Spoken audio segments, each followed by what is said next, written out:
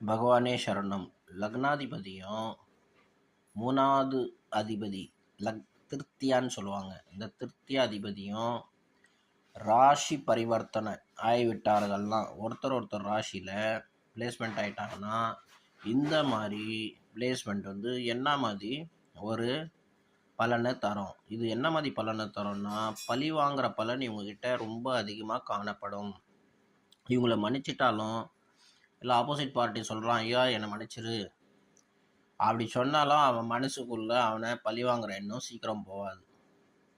அது வந்து இவங்களுக்குள்ளே ரொம்ப ஆழமாக காணப்படும். இந்த பராக்கிரம் பாவம் லக்னமும் சேர்ந்து இருக்கிறதுனால, உயிர் அதில் மெர்ஜ் ஆகுறதுனால இவங்கக்கிட்ட அந்த மாதிரி எண்ணங்கள் ரொம்ப அதிகமாக காணப்படும். ஸோ இந்த மாதிரி ஜாதகர் நீங்கள் பழகுறீங்க, இல்லை அவங்கக்கிட்ட எதனா உங்ககிட்ட மிஸ் அண்டர்ஸ்டாண்டிங் ஆகிடுச்சு, பழி வாங்குகிற எண்ணம் உள்ள ஆளுக்கிட்டன்னா நீங்கள் கேர்ஃபுல்லாக இருக்கணும். பகவானே சரணம்.